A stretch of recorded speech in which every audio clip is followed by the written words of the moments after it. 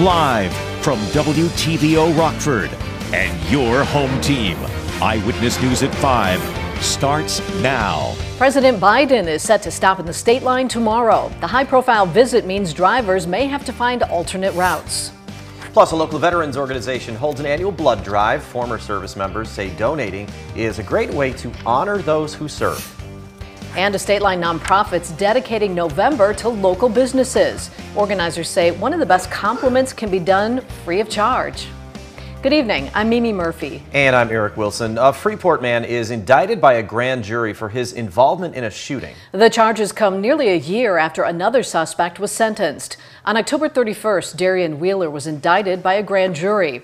Wheeler's charged with attempted first-degree murder and aggravated discharge of a firearm, among several other crimes. This comes after an investigation into a shooting that happened in December of 2019. That's when officers were called to the Willow Park apartments for a shooting. Police found a 30-year-old victim.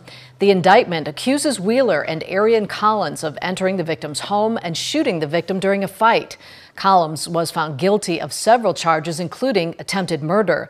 Wheeler is in the Stevenson County Jail awaiting his trial date. The name of the man whose body was pulled from the Rock River yesterday is released. The Lee County coroner identifies him as Raymond Riedel. A cause of death was not given. An autopsy's been scheduled. The 68-year-old was discovered yesterday afternoon near the Peoria Avenue Bridge. Dixon police are investigating. President Biden will stop in the state line tomorrow. The president is expected to meet with local auto workers, UAW's president, Shawn Fain, and Illinois Governor J.B. Pritzker. It's to celebrate the UAW agreement with Stellantis, which includes reopening the Belvidere assembly plant. Belvidere police want to let the public know about several street closures because of the president's visit. For site security, the following roads around the community building will be shut down from 7 in the morning until 5 in the afternoon. East Pleasant Street from Pearl to South State Street, Pearl Street from West 2nd to East Pleasant, West 1st from State to Pearl, and Garfield Avenue from West 1st to West 2nd. Along with those roads, many other intersections on the south side of Belvidere will be closed. Belvidere PD says if you normally travel in that area, you should find another route. Stellantis has agreed to build a new $3.2 billion battery plant and invest $1.5 billion in the existing plant to produce a new mid-size truck. More than 1,200 people who worked at Belvidere Assembly are expected to get sub-pay and health benefits with the opportunity to get their job back in the next few years. Senator Dick Durbin says those who lost their jobs earlier this year should have hope for the future. Don't give up. Even when things look darkest, don't give up. These are good men and women, hard-working men and women who have been building a quality product for years. The fact that the plant closed has happened to a lot of Americans, but there can be another day. And thanks to the good work of the United Auto Workers and the great work of Governor Pritzker and the congressional delegation, we're going to create a new opportunity, and I think it's going to be one of the most amazing pieces of the Illinois economy for years to come. It's not common to have a sitting president visit the state line, but it's happened in the past. President Ulysses S. Grant stopped at Fairgrounds Park in 1880. Teddy Roosevelt dedicated Rockford's Veterans Memorial Hall in 1903. President Herbert Hoover visited during the Depression in 1932. Presidents Harry Truman, Lyndon Johnson, Richard Nixon, Gerald Ford, and Ronald Reagan all stopped in the Forest City, too. The most recent visit came from George W. Bush. He was in Janesville during his 2004 re-election campaign. As for who got the biggest crowd, the title goes to President Hoover. The biggest crowd by far for a sitting president to visit Rockford was over 50,000 people when Herbert Hoover came in 1932 down at the train station. So that was a very, that's probably more than the population of Rockford at the time. Among the presidents to visit the state line while campaigning for the office are John F. Kennedy, Jimmy Carter, and Donald Trump. A local VFW post partners with Rock River Valley Blood Center to honor veterans. Drea Brony talked with event organizers today. Drea? Yeah, Mimi, Eric, today's blood drive had a large turnout. Organizers tell me they were able to collect enough donations to service 300 people in need. The collaboration between the VFW and Rock River Valley Blood Center is meant to honor veterans and give people the opportunity to give back.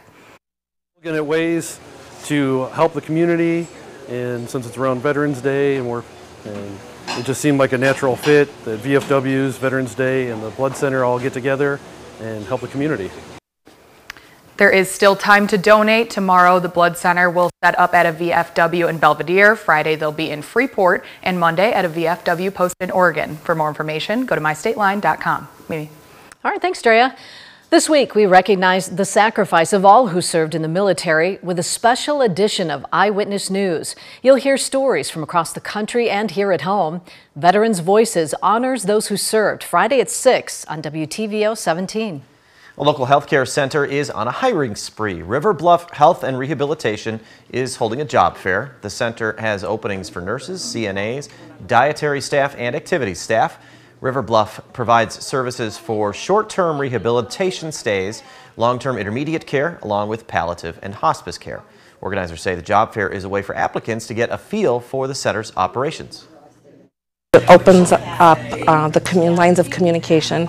People have an opportunity to come in, look around, meet the staff, see how things are going, and I think it's a great opportunity for quickly facilitate the hiring process. The job fair is at River Bluff on North Main in Rockford and ends at 6. A Stateline nonprofit celebrates local businesses. The Better Business Bureau is dedicating November to thanking great businesses. Customers are encouraged to give a nod of support and thanks to trusted businesses that have great products and services. The BBB says while spending money at a business is the ultimate compliment, a positive review online can go a long way. It's a win-win for the business and for the consumer. The company that you say thank you to is going to recognize that they have done a great job for you and that you recognize that they did do that and you want to say thank you. The BBB also says you can show your gratitude by shopping local. Former President Donald Trump's daughter takes the stand in New York. Up next, the case accuses the family business of defrauding banks and insurers. Cloud cover, drizzle, and fog kind of greeted us throughout much of this afternoon. In fact, temperatures struggled to make it much above the low 50s, even though that was pretty much right where we should be for this time of year. We see a return of sunshine and also the return of the wind. Find out how strong those winds will get tomorrow afternoon. Coming up in the First Warn forecast a little later. You're watching Eyewitness News, your home team with Eric Wilson, Mimi Murphy, Scott Lever, and Chief Meteorologist Candace King. Former President Donald Trump's daughter testifies in the civil fraud trial against the family business. The case accuses the company of inflating property values and deceiving banks and insurers. Washington correspondent Jesse Tenua reports on the happenings inside the courtroom.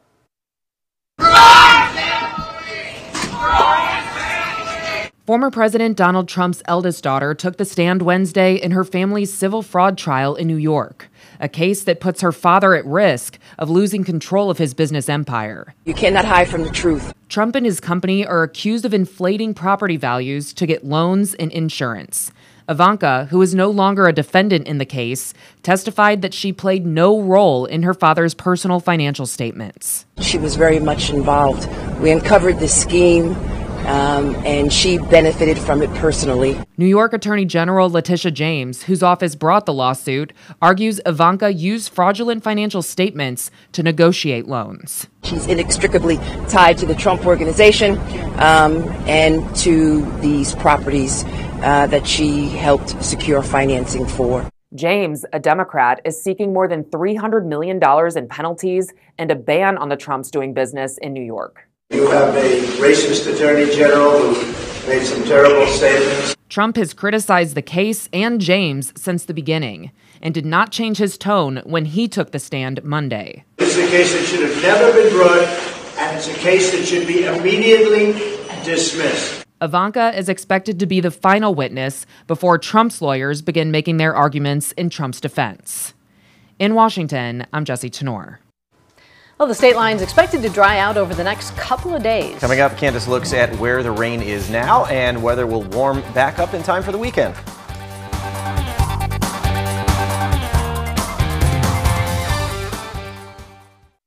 Now, your first warned weather forecast from Chief Meteorologist Candace King.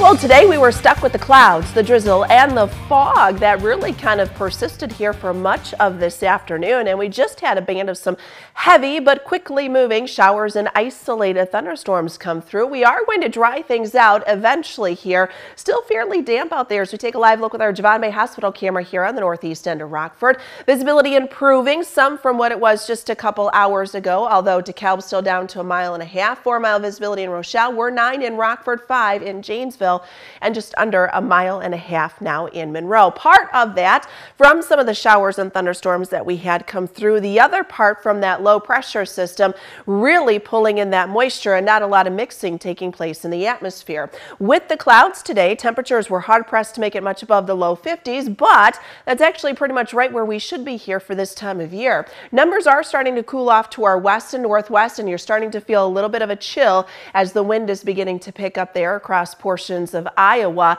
Actually, that wind will increase as we go through the night tonight. 49 our temperature in Freeport. We're 47 in Monroe, 50 here in Rockford, same thing in Rochelle. That's also what our weather watcher Sandy down in the Kirkland-Fairdale area is checking in with 50 degrees as well. Heavy rain shower coming through just a little while ago. Speaking of some of those showers and thunderstorms really expanding here, once we got to about 3-4 o'clock this afternoon, that again tied in with that low pressure system and cold front passing through. Most of that activity is going to be moving off to the east. There is still some drizzle found back off to the west, so we'll keep a light shower or two through about 8-9 o'clock tonight.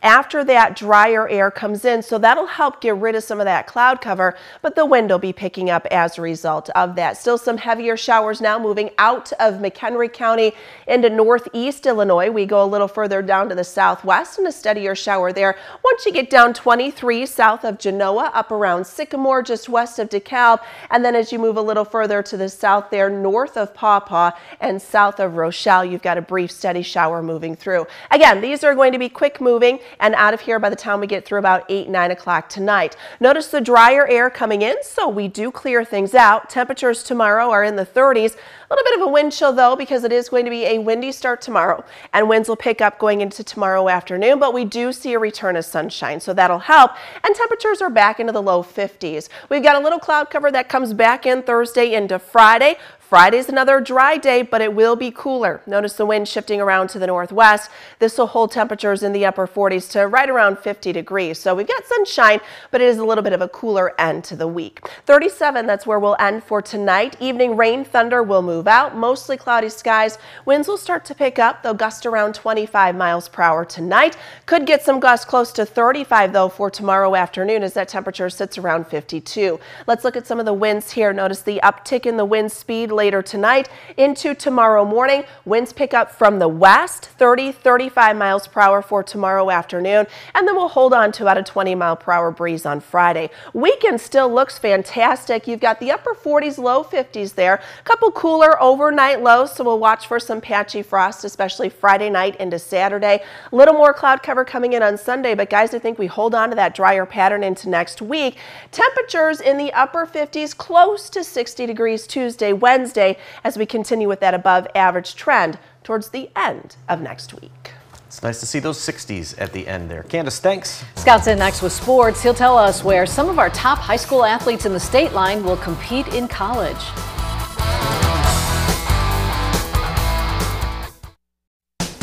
Now sports with sports director Scott Lever.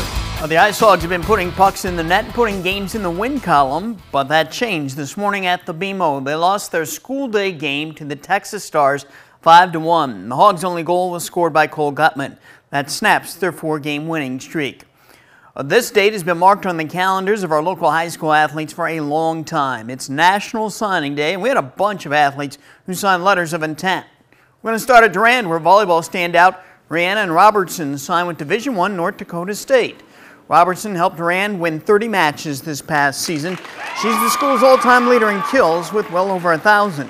She was also the NUIC North's MVP. The initial thing that actually got me to go there was that they pack their gym and they sell out almost every single home game. And in an environment like Durand, we really pack our gym. Another outstanding volleyball player, Rockford Christian Sydney Stanfield, signed with Division I Sacred Heart University. That's in Fairfield, Connecticut. Stanfield led the Royal Lions to 29 wins this fall, plus a second-place finish in the Big Northern Conference and to a regional championship. In Freeport, the excitement was doubled. The Diddick twins signed with 2 different schools in 2 different sports. Autumn signed to play soccer at Illinois State. She's Freeport's all-time goal scorer with her senior season still ahead of her. Cadence Diddick signed to wrestle with the Iowa Hawkeyes women's team. Cadence was the first girl wrestler to win a NIC-10 championship competing against the boys.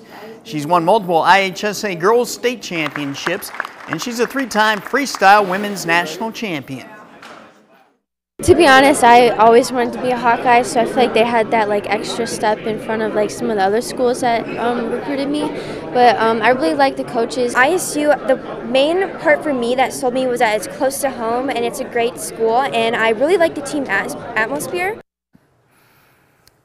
At Boylan, 3 Lady Titans made their college choices official. Softball player Sydney Dannenberg, a shortstop, signed with Rock Valley College. She led the NIC-10 with a .647 batting average last spring. Basketball player Lily Esparza signed to play D1 ball with the University of Denver. Esparza was the NIC-10's MVP last season and earned All-State honors. And golfer Eva Greenberg signed with the University of South Dakota. Greenberg was the NIC-10 champ and the regional and sectional champ this past season. South Dakota is where her older sister Eva golfs. Well, now we have 3 more years together, and that's just super exciting, just so we can dominate together again. It's so exciting. I mean, the pace, the energy, it's just so much different than high school. And I've been to a practice for a visit, but it just looks so much more fun. It's super excited, and I've already met with some of the girls playing on softball right now, and they're awesome. Now, we can't get to every athlete signing ceremony, but we congratulate all of you out there. We'll be right back. The line of showers and thunderstorms we had from just about an hour and a half ago moving off to the east. We'll still hold on to some drizzle there. You can always follow that with the First Warn interactive radar. After midnight tonight, our skies will begin to clear out some. Temperatures tonight will drop down into the mid-30s. Winds pick up later tonight, so it will feel cool tomorrow morning. 52 for the afternoon. Winds will be gusting at around 35 miles per hour. Sunshine continues through the weekend. All right, thanks, Candace. And thank you for spending some time with us. Stay safe.